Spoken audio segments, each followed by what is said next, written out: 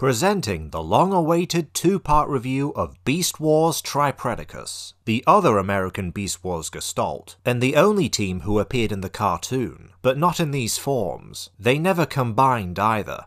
As with Magnaboss, Part 1 shall focus on the components. First up, somewhere between the basic and deluxe size classes, is Predacon. Guess his beast mode.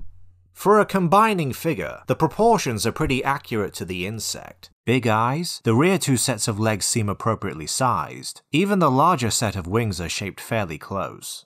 Also, the molded organic detailing across the toy is top-notch, including on the wings which have sculpted veins. Deco-wise, I know green cicadas with red eyes are a thing, but, well, they don't suck blood, to my knowledge, but someone's out for it given those bright red eyes. The yellowed wings are not an intentional colour choice for the record, that's just this copy's age. Both sets of wings are ball-jointed, though I imagine most position the smaller pair to cover the robot legs, Predacon's only kibble to speak of here. All 6 bug legs move, albeit the rear 2 pairs are fused each side. They're connected to the robot arms, which don't peg underneath that solidly. The posts are too short. Of course, they'd probably break if they were any thicker and or longer. As per the Magnaboss set, each team member has an animal attack mode. For Predacon, swing out his wing blades and deploy his rostrum to form a nose cannon.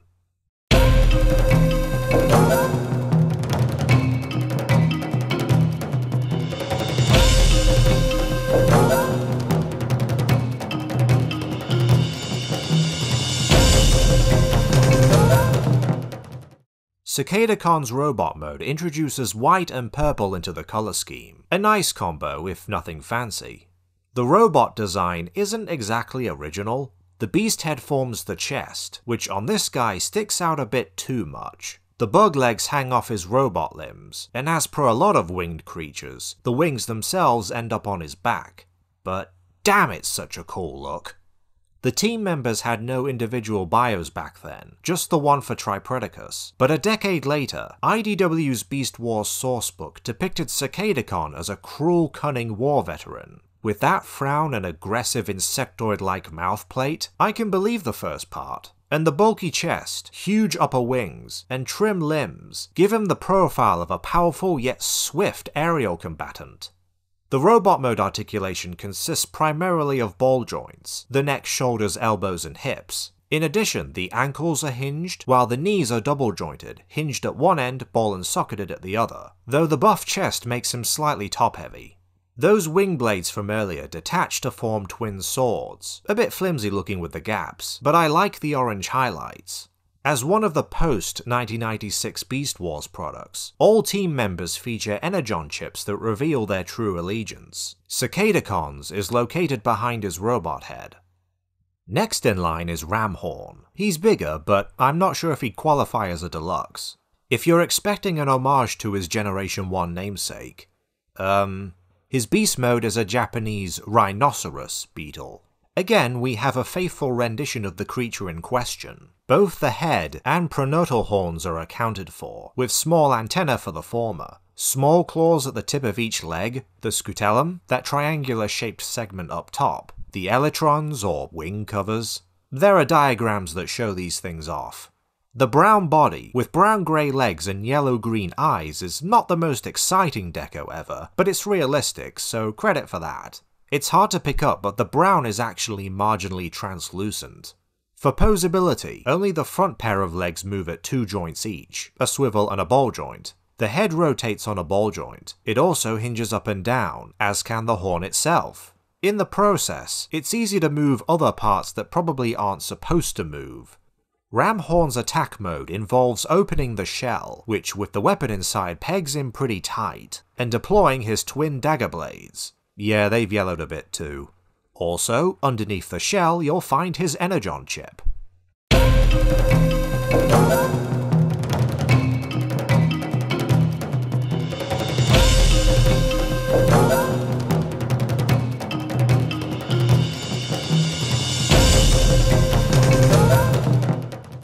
Ramhorn's robot mode reveals purple, and to a lesser extent white, to break up the beetle colours. Design-wise, Ramhorn's his own flavour of brute. You have the giant horn towering over that wide-eyed, wide-jawed head. The beetle's pronotum halves form giant pectoral muscles, and the robot hands are practically claws, resulting in a truly foreboding presence on the battlefield.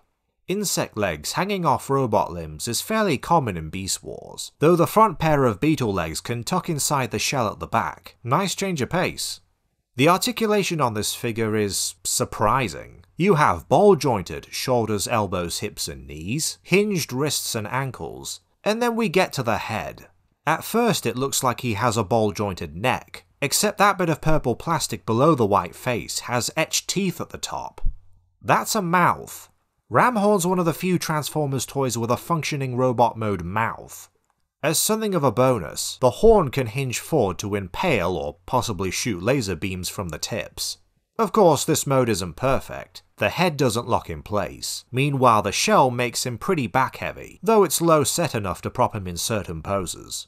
As alluded to, the dagger blades form a handheld weapon. The blades themselves swivel in unison. The final member is the deluxe-sized, for the time, C-Clamp. Yes, the name's a pun.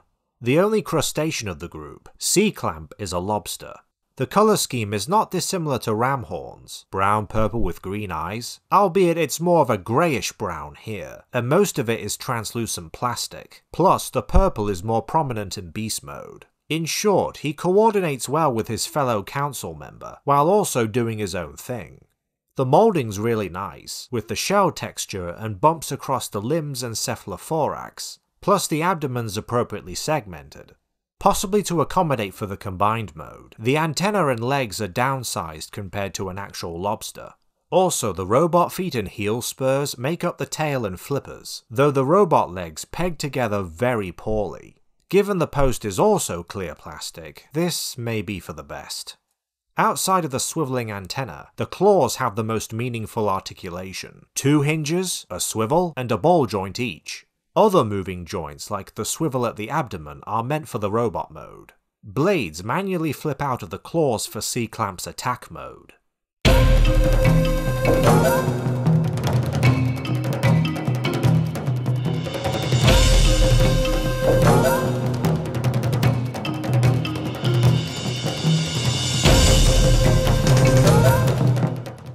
Like fellow Predacon Scorponok, C-Clamp's beast mode claws become his robot mode arms, though the design in general is by no means a rehash.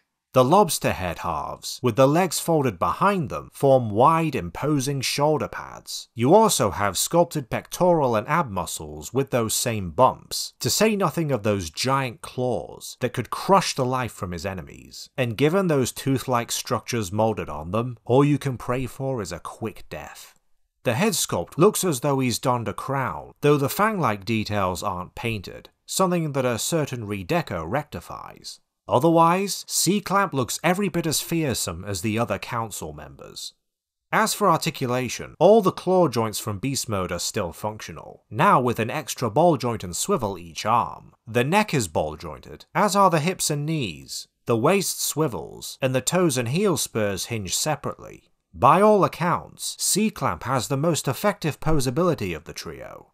For weaponry, aside from those same flip-out claw blades, there's the launcher stored within the tail, complete with similar segmented detailing so that it blends in better. He can sort of hold it, not that he has much use for it here. Upon removal, you'll find C-Clamp's hidden energon chip.